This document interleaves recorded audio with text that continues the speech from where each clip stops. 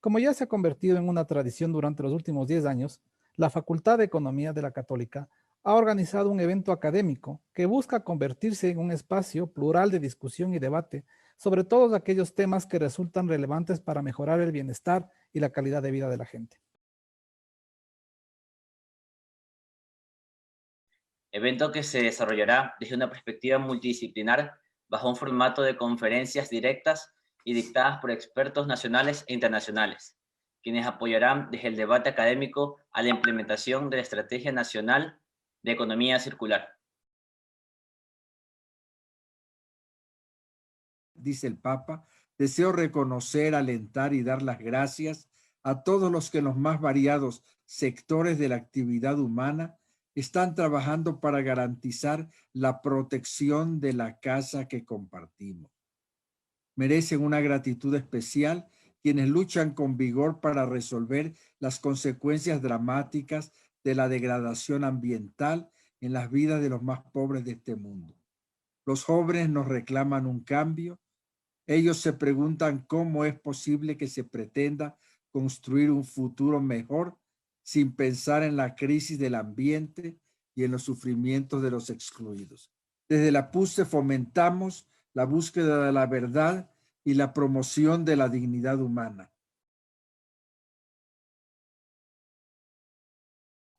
Estamos actualmente liderando la hoja de ruta de economía circular y firmamos ya en el 2019 el Gran Pacto de la Economía Circular, donde tenemos ya más de 300 adherentes y que día a día estamos sumando más en ese concepto. Este momento de profunda crisis debido a la pandemia que ha afectado el mundo entero y en Italia, entre los primeros hemos tocado con mano, ha confirmado la importancia de transitar hacia un modelo de economía más sostenible. La pandemia ha evidenciado nuestra fragilidad, no solamente como seres humanos, sino también como sistema económico que efectivamente ha sido puesto de rodillas. El modelo lineal de economía de producir, consumir, desechar, ¿verdad? Y basado en un individualismo y en una acumulación, en maximizar un elemento monetario de riqueza, efectivamente nos ha demostrado que es insuficiente y que ha llevado a la civilización, ¿por qué no?, a una crisis ambiental, una crisis de desigualdades, una crisis de empobrecimiento, y que hay que buscar alternativas. Al mismo tiempo, la pandemia del COVID-19 de 2020 nos ha enseñado también que necesitamos otro tipo de economía y otro tipo de sociedad mucho más resiliente. El modelo lineal individualista está agotado y que tenemos que buscarle alternativas biocéntricas, solidarias, recíprocas para que funcione la sociedad y entender que la economía es parte de eso, es parte de esa sociedad y esa sociedad es parte de un medio natural en el cual vivimos. Digamos que hay dos grandes elementos de economía circular presentes aquí. Uno, el más claro, es el agua, ¿no? La reutilización del agua, el agua como de residuo que se convierte en un recurso. Y luego otro muy interesante que es la reutilización de material de poda vegetal, que es un residuo que acaba en los bosques o que acaba siendo un problema. Lo reconvertimos en un producto de alto nivel tecnológico, haciéndolo electroconductor, ¿no? Y se convierte digamos, en el corazón, en el soporte de toda esta tecnología para fomentar el crecimiento bacteriano, donde la tecnología se ha convertido en producto. Entonces nuestros estudiantes acaban participando del desarrollo del modelo de negocio y acaban vendiendo la propia tecnología como está ocurriendo ahora, ¿no? Aparte de desarrollarla y implementarla en España, también se está haciendo en otros países europeos como Dinamarca. La estamos llevando ahora a China a través de otro proyecto europeo, a India, se está probando en Inglaterra y estamos encantados de atacar al mercado sudamericano. Entonces, nuestro análisis en esta aparente simplicidad y hay seducción del concepto radica su fragilidad teórica, analítica y descriptiva, que lo pueden convertir, si no hacemos nada, en una moda pasajera, en una canción de verano, que será reemplazada precisamente cuando la situación económica mundial cambie, cuando estos efectos negativos de la pandemia sean superados, la economía circular correría el riesgo de desaparecer en nuestro país.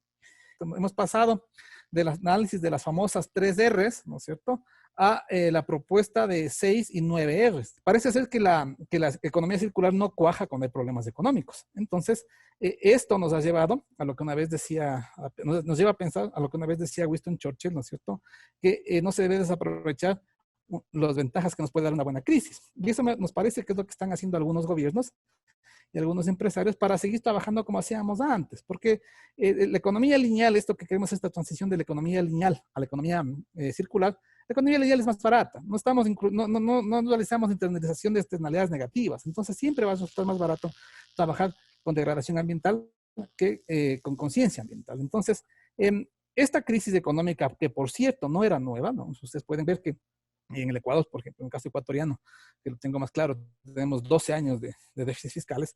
Entonces, esta crisis que no era nueva, la económica, pues la pandemia lo que ha hecho es agravarla, pero por otro lado también ha hecho que perdamos un poco el hilo. Nosotros nos estamos perdiendo de otra cosa importante. El COVID es una cosa importante, es seria, pero luego tenemos cosas atrás que las que le estamos perdiendo la perspectiva, como es el tema del cambio climático.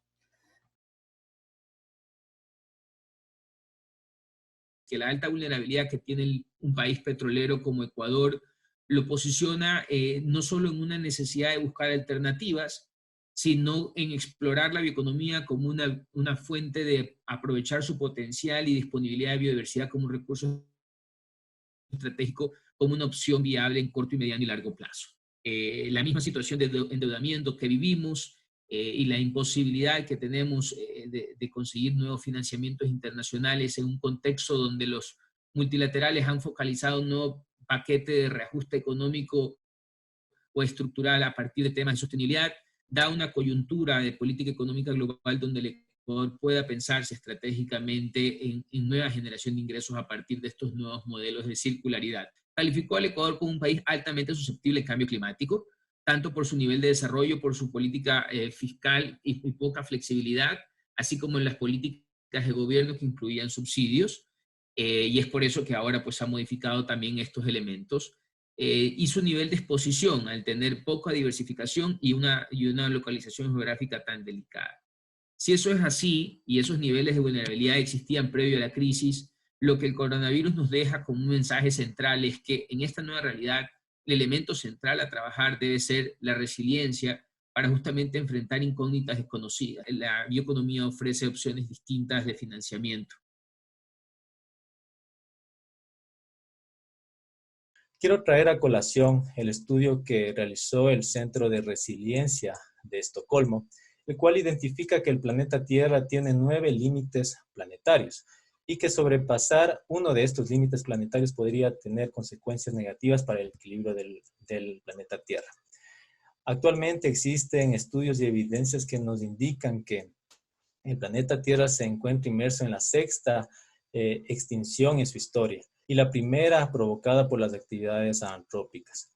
Entonces, es necesario plantearse un nuevo modelo de economía alejado de los conceptos utilitaristas como tal.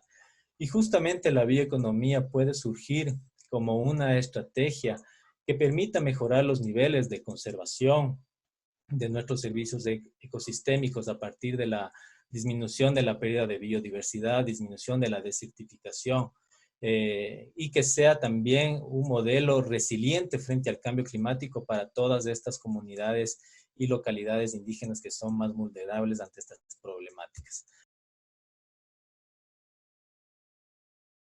Porque es importante también hablar de economía marina, un poco viendo que las 6 provincias que en la zona costera, tomando en consideración la información de las cuentas regionales, representan el 41% de la economía nacional, y como valor agregado bruto es algo muy importante de eso, ¿no? Y también que los 10 principales productos de exportación, que representan casi el 43%, provienen de la zona marino-costera, ¿no? Para nuestro modo de pensar, la bioeconomía incluye varias cosas. Incluye, por ejemplo, el uso directo de la biodiversidad o el uso de la biodiversidad con valor agregado, incluyendo la biotecnología. Incluye la economía circular, es decir, la economía circular, a nuestro entender, es parte de la bioeconomía. Incluye el mejoramiento de los commodities tradicionales, mejorar la producción, por ejemplo, darles valor agregado a los commodities tradicionales. E incluye, por ejemplo, cosas que, digamos, son un poco híbridas, como el ecoturismo, como una de las posibilidades para cambiar la matriz productiva. Y yo creo que es necesario introducir el término sostenible en la bioeconomía, porque no todo lo bio es económico, es sostenible. Hay que empezar a entender que una bioeconomía que no sea sostenible resultaría peor que el remedio que la enfermedad. Es decir, si nosotros lo que queremos es cambiar el modelo de desarrollo a un modelo más sostenible, las estrategias para cambiar ese modelo en la economía tienen que ser sostenibles necesariamente. Entonces, ¿qué se necesita primero? A nuestro modo de ver como organización ambiental y como uno de los pilares de la sostenibilidad, un vínculo fuerte con conservación, precisamente por el tema que estoy planteando, es decir, el hecho de que si no es sostenible la bioeconomía, le falta esa pata de la sostenibilidad que es el tema ambiental. Necesita que haya un componente fuerte de investigación e innovación. Yo creo que aquí es uno de los claves y ahí es donde entran las universidades, la academia, con su rol de investigación, de innovación, porque lo que queremos es empezar a encontrar valor agregado para los productos de nuestra biodiversidad. Recordemos que el Ecuador es uno de los países megadiversos del mundo, uno de los 17 países megadiversos del mundo, pero que no conocemos más que el 5% de esta biodiversidad. Entonces se necesita un componente importante de investigación y un componente importante de innovación. Se necesita inversión. Alguien tiene que poner recursos. La banca, el Estado, la cooperación, inversionistas privados, pero alguien tiene que poner recursos para que haya todo este proceso, primero la investigación y después el resto de elementos. Hace falta identificar mercados. Siempre yo digo que cómo competimos nosotros con países como Colombia y Perú, que tienen la misma biodiversidad que nosotros, son países megadiversos, que son más grandes, tienen más recursos, que no están dolarizados y por lo tanto su producción es más barata. ¿Cómo competimos? Es con un producto precisamente que tenga una certificación ambiental y social que le dé ese valor agregado en los mercados europeos y de Estados Unidos y de otros países. Se necesita para que haya bioeconomía organización comunitaria, es decir, si hablamos de cambiar el modelo y si hablamos de recuperar la economía de este país después de las crisis económicas, las pandemias, etcétera, la pandemia, etcétera, hablamos de la necesidad de fortalecer a aquellos que más lo necesitan, que son las comunidades locales. Y lo que se necesita desde el punto de vista ambiental es lo que llamamos nosotros acuerdo social, es decir, vamos juntos a trabajar por un tema, por promover productos para el mercado que estén vinculados a la bioeconomía, pero que haya cambio, ¿cuál es el intercambio? Quizás evitar la deforestación, quizás evitar la contaminación, es decir, buscar estos acuerdos sociales. Evidentemente necesitamos que haya incidencia en política. Si es que no hay un marco jurídico adecuado, si para hacer un emprendimiento te ves atrapado en las redes de la burocracia, esas son las cosas que desmotivan, desincentivan el hecho de crear nuevas cosas, nuevos productos, nuevos mercados, abrir nuevos mercados. Obviamente tiene que haber un vínculo total y absoluto con el alivio de la pobreza, teniendo los datos de pobreza que estamos teniendo ahora, en donde 20% de nuestros niños todavía están desnutridos. Uno de los problemas más grandes que tiene la bioeconomía en el país y en otros países son los pocos volúmenes de producción y por eso la necesidad de identificar mercados especializados que busquen más calidad que cantidad. El tema de garantizar una calidad y continuidad en la producción, que muchas veces no se da, principalmente cuando trabajamos con comunidades locales. Una tasa de retorno que a veces te tarda mucho en llegar al emprendedor, al bioemprendedor, vamos a decirlo así, aunque ahora el tema del término emprendimiento ha sido muy cuestionado, pero el tema de esta tasa de retorno tan larga es fundamental. Dificultados para obtener créditos. Normalmente las comunidades con las que trabajamos no son sujetas de crédito, es muy difícil obtener crédito. Además, por ejemplo, hablábamos de inversiones. Las inversiones muchas veces son difíciles con productos que tienen alto riesgo de desarrollarse en los mercados. Hay una falta de diversificación. Normalmente le apostamos a una sola cosa. Por ejemplo, Galápagos, vemos que le apostó al turismo como el 70% de la actividad que le produce ganancias y ahora vemos la crisis que está teniendo por falta de turistas y por supuesto un marco legal y administrativo adecuado que evite pues estos problemas burocráticos y que facilite de alguna forma y dé luces a la bioeconomía. La economía es un sistema disipativo, es decir, para hacer sus actividades, para satisfacer las funciones que tiene la economía o la sociedad, se necesita, en este caso, un flujo de recursos que vienen de la biosfera, que son altos en orden, es decir, tienen una entropía negativa, esto es lo que muestra el ejemplo, y que son necesarios justamente para generar o garantizar estos fondos de la sociedad. Este es un concepto vinculado a Georges Rodin, que es muy importante para entender, en este caso, las propiedades biofísicas de los elementos, ¿no? Entonces, este es un concepto de, ¿no?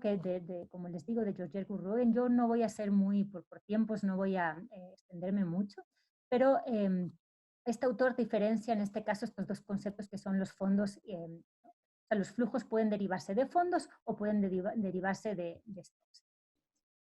Por tanto, ¿cuál es un poco esta perspectiva dominante sobre la economía circular? Es una nueva reemergencia de este debate antiguo sobre ¿no? de los mantras cornucopianos, del desacoplamiento del crecimiento económico y los recursos naturales.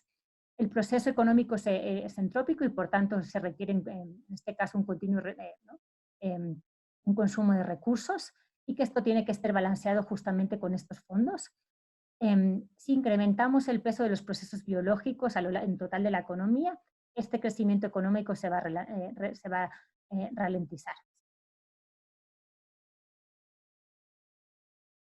Y este fue un ejercicio de cómo valorar económicamente los distintos servicios que tenía INTAC en Ibarra versus la extracción de minerales de cobre, por ejemplo.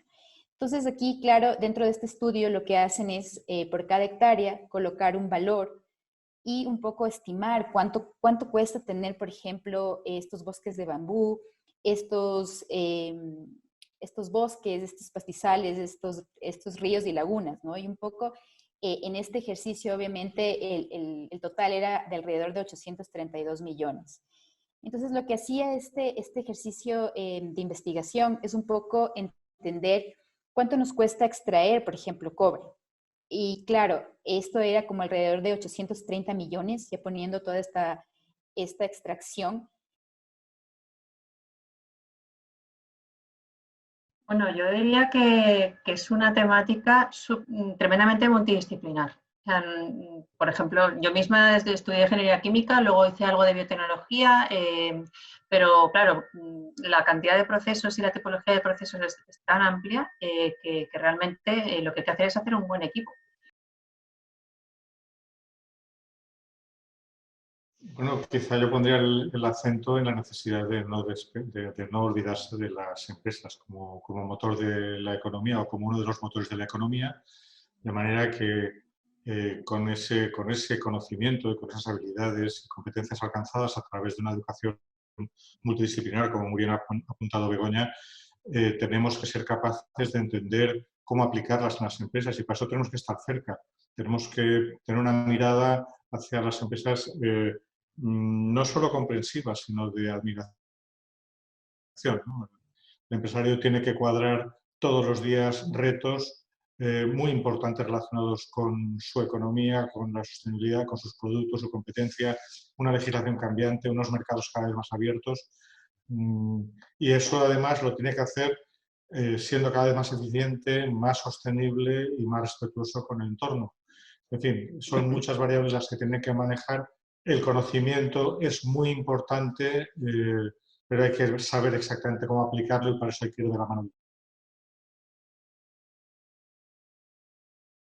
El concepto de que el residuo realmente es una creación humana, ¿no? Nosotros lo hemos acuñado la palabra cuando realmente en el entorno natural esto no existe, ¿no? El residuo, desde la perspectiva humana, es un recurso que está mal ubicado. Está mal ubicado en el sentido que puede tener una composición química incorrecta para el lugar donde está, puede que tenga un volumen incorrecto, es decir, muchos de los problemas que se encuentran en las empresas hoy en día es que se encuentran con mucho volumen de subproductos que de alguna manera se convierten en un residuo porque no los pueden tratar de manera suficientemente rápida. Y también puede ser que sea en un lugar donde no hay necesidad de ese subproducto para alguna aplicación de mercado, es decir, que no exista un mercado local. Y el reto es una cuestión valorial. Hoy en día nosotros culturalmente el modelo lineal que vivimos ha asociado el precio con el valor. Entonces tú vas al supermercado y de alguna manera ese es el precio y consideramos que es, sin pensarlo, que ese es el valor. Pero realmente hay detrás unos costes externalizados que hasta ahora no se están pagando y que de alguna manera sociales y ambientales que deberían subir mucho el precio de esos productos baratos y atractivos. Bioeconomía, economía circular e infraestructuras verdes tienden a ser opciones que permiten captar nuevas inversiones, reinyectar liquidez en el sector real y por lo tanto aprovechar el principal motor de desarrollo que tiene el país, que es su consumo. Nosotros hablamos de tropicalizar esta bioeconomía porque a diferencia de la bioeconomía en Europa no estaría basada solo en biomasa para producción de energía, sino la generación de valor a partir del aprovechamiento de la biodiversidad y los recursos biológicos en todas sus formas, incluida su material genético. Concepto de un poco de competitividad territorial, analizando algunos criterios tanto de la parte económica, tanto de la parte social y tanto de la parte ambiental, analizando esta sostenibilidad desde la parte territorial y en función de ciertas variables. Hemos elegido desde la parte del criterio económico los valores agregados brutos provenientes de las cuentas regionales del año 2018, identificados de los 14 principales actividades económicas de cada uno de los municipios, donde se identificó 84 municipios. Se identificaron algunas variables sociales que nos permitan un poco identificar un contexto o aproximar un contexto social de cada uno de los municipios y también algunos aspectos ambientales, ¿no? Básicamente desde la gestión ambiental que viene realizando cada uno de los municipios. Nuestro tema no es la construcción de viviendas, sino la construcción social comunitaria. Pero no solo el tema social, sino en tres aristas: económico, social y empoderamiento de liderazgo. Y un eje transversal de sustentabilidad ambiental, que es el que vamos a desarrollar el día de hoy. ¿Por qué? Nos dimos cuenta que ninguna intervención comunitaria debe estar aislada de todo el tema ambiental. Todo esto sumado al programa Reciclaje Asociativo con Valor Compartido de la Fundación Redes con Rostro, nació el modelo de gestión de residuos sólidos. En Jaramillo permite la generación de espacios de educación ambiental, medios de vida, cohesión social comunitaria. Segundo, la implementación del modelo de gestión dentro del proyecto habitacional reduce la cantidad de residuos destinados a rellenos sanitarios. Y tercero, la gestión de residuos sólidos comunitaria genera un ahorro al presupuesto municipal. Y se define al Banco de Alimentos como una organización sin fines de lucro que tiene como fin la lucha contra la pobreza y el desperdicio de alimentos. El Banco de Alimentos se basa en la transición de una economía lineal que no aprovecha adecuadamente los recursos hasta el fin de su ciclo, hacia una economía mucho más responsable que tome en cuenta la justicia social, la igualdad y la preservación del medio ambiente. Punto que yo quisiera reflexionar es si es que este realmente es un proceso natural, es decir, por orden natural de la vida nosotros estamos llegando a la circularidad y posiblemente no. En realidad es los altos niveles de consumo que han ido deteriorando los sistemas naturales, pero que han puesto en crisis dos elementos que han motivado a la economía en realidad. El primero es que cada vez se volvían más escasos los insumos y los insumos también se volvían más costosos. Por lo tanto, buscamos desde la economía una alternativa para solución. Me encantaría pensar que es un cambio de visión desde una lógica más ecologista o que nos hemos sensibilizado más, pero el punto de partida es justamente cómo abaratamos costos y cómo hacemos mucho más eficiente el sistema económico. Y por supuesto, ahí viene todo el esquema de crítica al modelo tradicional y nos permite a nosotros tener un modelo mucho más eficiente dentro de esta perspectiva. La idea es pensar y entender el emprendimiento desde estos aspectos y con estas realidades, entendiendo que no se puede emprender de la misma forma circularmente en Europa, en Estados Unidos, en Asia, que en Latinoamérica y específicamente en Ecuador. Y propusimos que la creación de valor compartido puede llevar a las empresas a maximizar el valor invertido en valor social y ambiental y convertirlo en un valor económico mayor. y esto se convierte en un círculo virtuoso de creación de valor. Primeramente, es importante mencionar que el bambú es una solución basada en la naturaleza, que se encaja directamente a este modelo de economía circular y que en estos momentos es necesario implementar porque necesitamos buscar nuevas estrategias de desarrollo para nuestros países. El bambú presenta una oportunidad grande para transformar la vida de miles de personas que no tienen en este momento vivienda y con viviendas dignas, con viviendas adecuadas que cumplen con todos los parámetros de confort térmico, de espacios a nivel internacional. Es un recurso que reactiva la economía local al generar mano de obra para la construcción, por un lado, que es un sector muy dinamizador de las economías en los territorios, pero por otro lado, justamente permite la participación de productores que se encuentran en zonas rurales, en zonas donde existe altos índices de pobreza, donde se puede suministrar la materia prima del bambú y en este caso generar un beneficio mutuo entre dos sectores que tienen un potencial muy grande aquí en el Ecuador. Y el concepto principal de valor compartido es que en el diseño de tu organización, en el diseño de tu empresa, que son las que crean la riqueza en una nación, o en el diseño de una estrategia gubernamental, tengas en mente este concepto de valor compartido, que finalmente viene muy ligado al de economía circular, pero tiene que estar muy dentro de las entrañas del diseño de la estrategia del negocio. Y hay otro elemento que es muy importante y es un sistema de información, porque hoy en Colombia tenemos diferentes sistemas de información que no se están hablando, por lo tanto se está generando un esfuerzo uniforme para poder tener la data. Y esto es muy relevante para la toma de decisiones. Y hay una visión más territorial en la sexta línea en el consumo de materiales en centros urbanos. Es decir, hay un mandato para que centros urbanos adelanten la actualización de sus planes de gestión integral de residuos sólidos, en donde esté incorporando esta mirada de metabolismo. Nos hemos concentrado mucho en el reciclaje y es importante salir como de la perspectiva del reciclaje. Hoy Colombia cuenta con, digamos, el oficio del reciclaje. Cerca de 60.000 familias viven del reciclaje informal, y esto está muy bien, perdón, formal e informal, y esto está muy bien, pero necesitamos soportarlo aún más, trabajando en métodos de simbiosis industrial, ecodiseño, producción más limpia, encadenamientos productivos y demás. Y un dato muy importante es que la economía circular también es la principal, digamos, propulsora para el desarrollo de nuevas tecnologías de la industria 4.0, como el Big Data, la robótica, el Internet de las cosas, la realidad aumentada, tecnologías que a su vez permiten activar estas estrategias circulares. Entonces, las oportunidades que genera esta economía circular justamente se hacen instrumentales a través de los distintos modelos de negocio que esta propone. Y aquí simplemente para mencionar algunos, podemos citar el tema del rediseño de productos, entender la servitización justamente como un producto como servicio, la extensión del ciclo de vida del producto. Como ustedes saben, la obsolescencia programada es algo que viene ahora prácticamente incorporado en la mayoría de los productos que nosotros utilizamos. Otro tipo de modelo de negocios justamente está en la recuperación de recursos y lo que son las plataformas compartidas. Y es muy importante mencionar que otro de las oportunidades que tiene la economía circular justamente viene atada a toda la generación de empleo, un empleo de calidad, empleo verde, en donde la generación de nuevas capacidades en los distintos países es de vital importancia.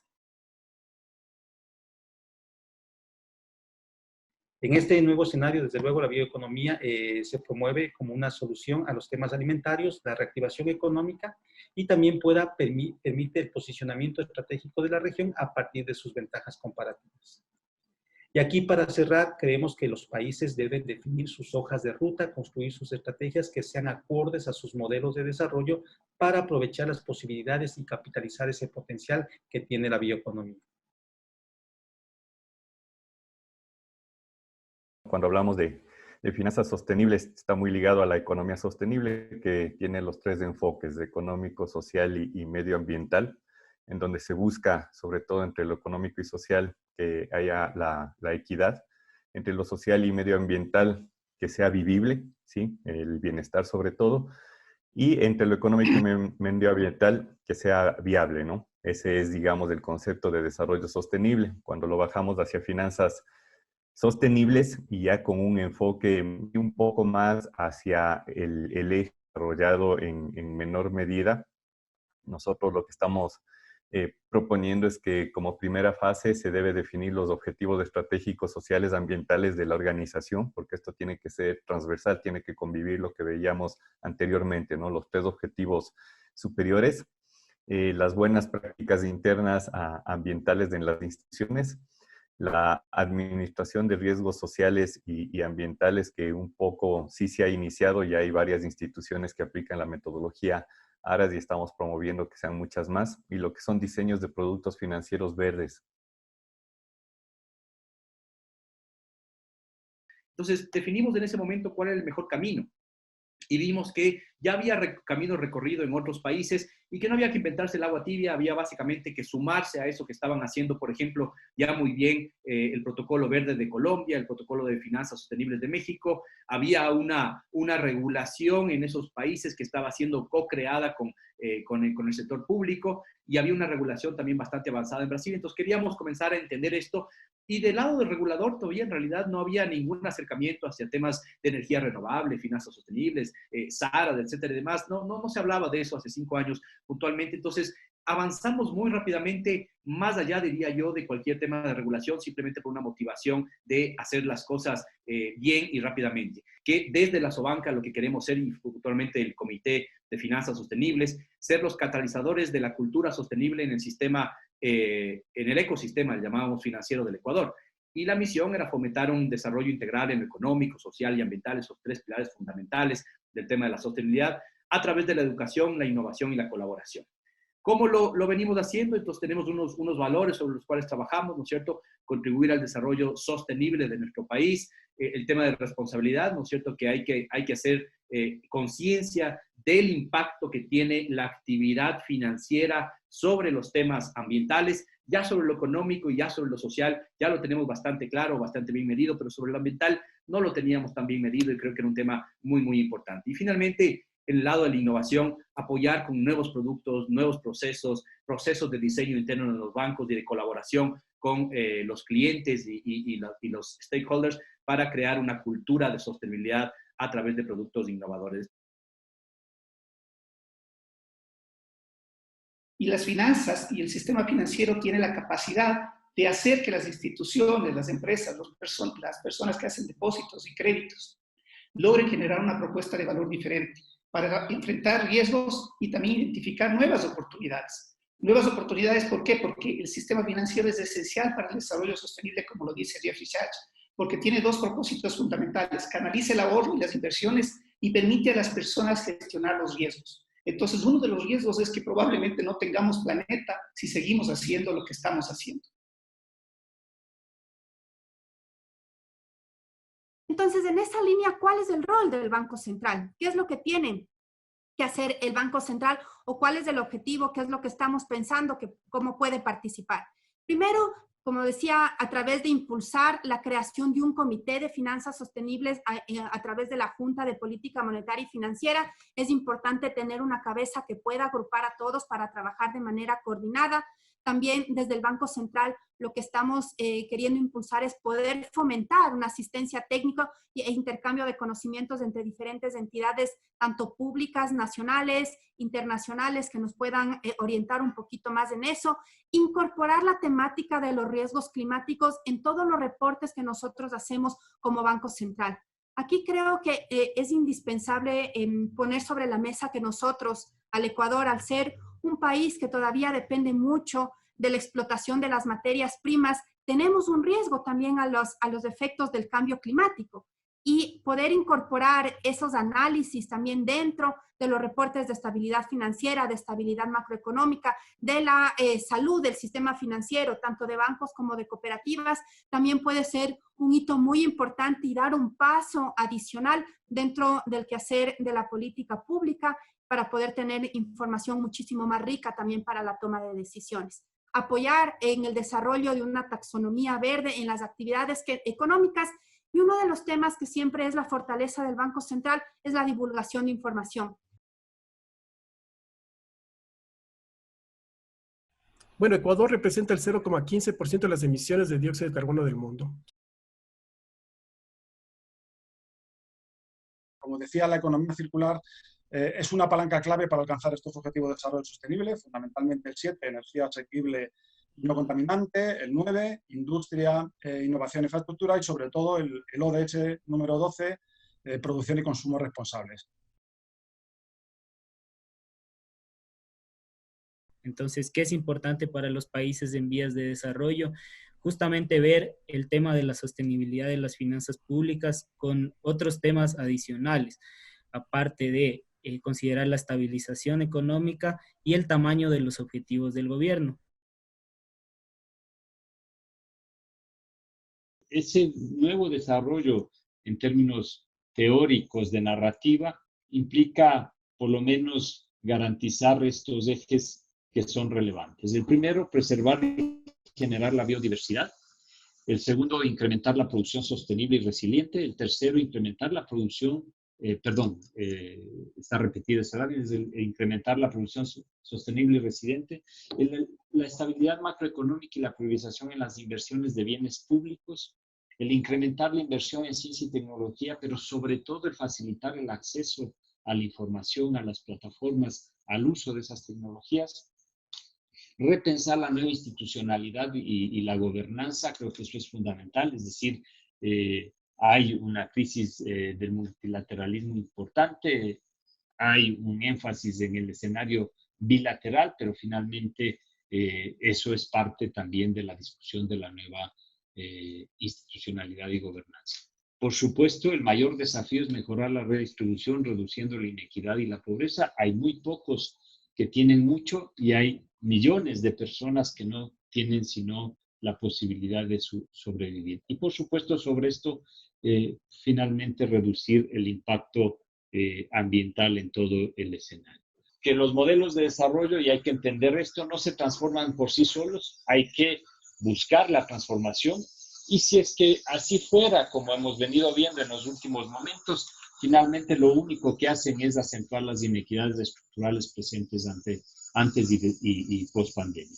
Por lo tanto, se requiere de dolientes, se requiere realmente de seres humanos que asuman el liderazgo, que construyan esta nueva narrativa, estos nuevos acuerdos sociales, esta nueva voluntad política, estas nuevas coaliciones para procesar este nuevo modelo. Y, por supuesto, la academia es uno de ellos. Los jóvenes y mujeres que participan en la academia tienen que impulsar un trabajo colaborativo con la sociedad civil, con el gobierno, con el sector privado.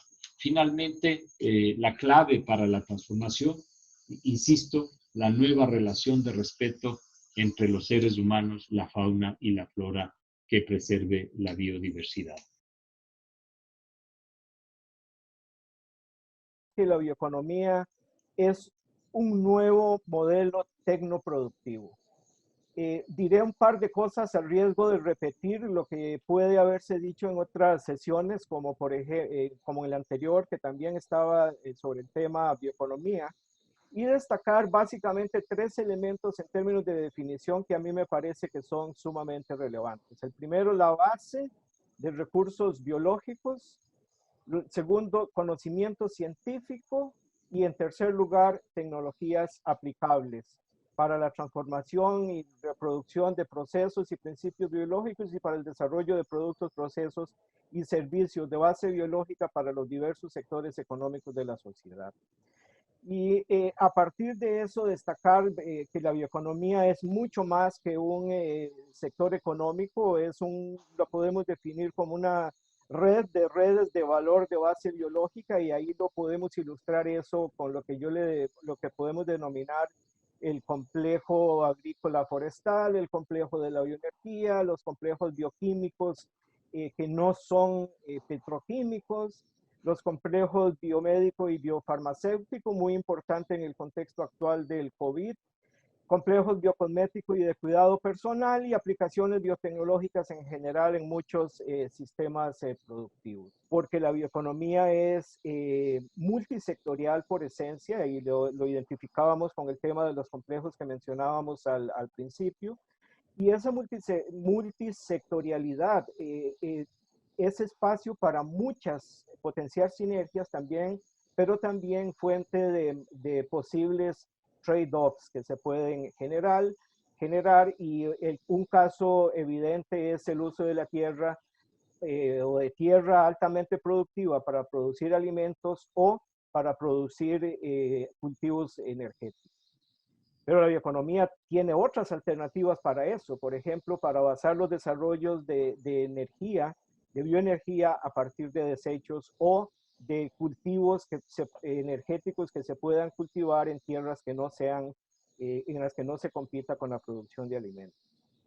La bioeconomía es esencialmente interdisciplinaria y esto es muy importante también en función de la elaboración de los currícula de las universidades, porque es muy importante superar barreras y eso sobre todo a nivel del mercado de trabajo, lo que podemos llamar barreras gremiales. Si los biólogos o especialistas en biotecnología o biología celular pueden trabajar en temas que tradicionalmente estaban restringidos a los bioquímicos, es una de esas, a los bioquímicos, es una de esos ejemplos. Un tercer factor es el tema de la territorialidad. La bioeconomía está condicionada por los recursos biológicos que se encuentran en el territorio y es esencialmente un marco para integrar políticas de inversiones. Entonces, el tema de la intersectorialidad es fundamental. Entonces, los 6 complejos productivos que identificamos en la estrategia son el de valorización de residuos y subproductos, que es un complejo bastante transversal a los distintos sectores, el de recursos biológicos acuáticos, alimentos y bebidas, recursos forestales, turismo sostenible o ecoturismo, y química y farmacéutica. Entonces, como les decía, a partir de la interacción de estos distintos complejos, en realidad surgen una serie de bioproductos y servicios que en muchos casos parten de la valorización de la biomasa residual, pero en otros casos también generan productos a partir de tecnologías más de avanzada, complejos productivos, tienen que tener valor agregado ambiental. ¿Y esto, a qué nos referimos con esto? Bueno, los bienes y servicios que incorporan valor agregado ambiental son esos en cuya producción se conserva y cuida la calidad del ambiente, se mitigan los impactos negativos y se protegen o restituyen los servicios ecosistémicos. Nosotros definimos 4 ejes estratégicos para Uruguay en bioeconomía. Uno es la sostenibilidad de la producción y el consumo. El segundo es la inserción internacional con base en el valor agregado ambiental. El tercer eje estratégico es la ciencia, tecnología e innovación orientada a la bioeconomía. Y el cuarto, el desarrollo territorial inclusivo. Apenas el 37.4% de los gas del Ecuador tenemos una política o tenemos acciones sobre separación desde la fuente. Entonces, nos toca atacar estas falencias que tenemos aquí visualizadas para poder tener una política pública integral, sea de gestión, de recolección, hasta la industrialización de residuos, que es parte de nuestra competencia de esta cartera de Estado.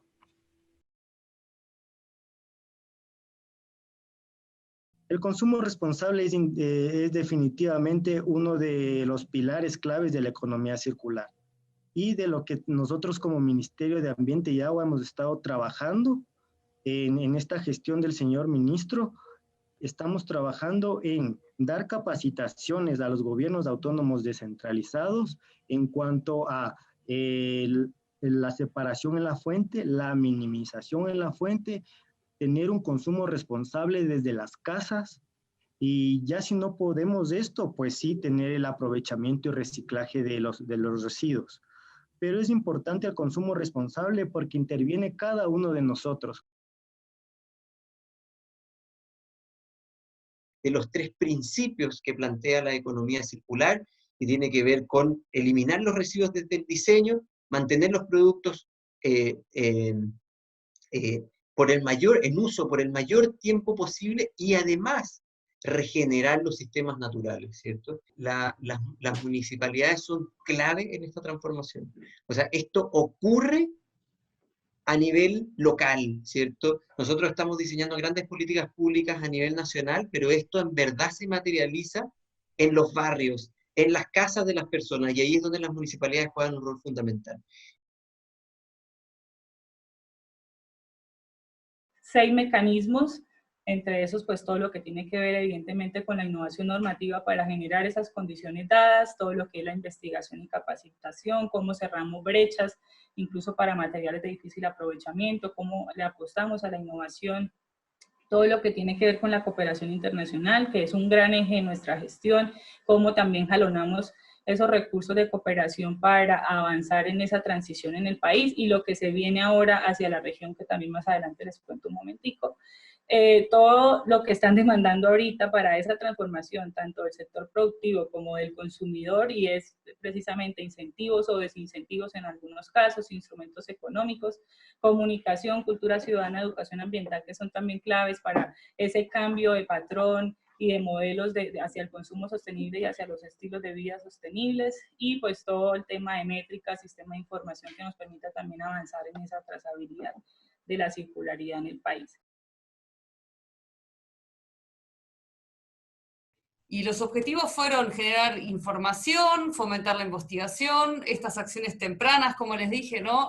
Probar modelos de negocio y también incentivar a diferentes actores a articularse entre sí, ¿no? Armar como un paraguas, básicamente.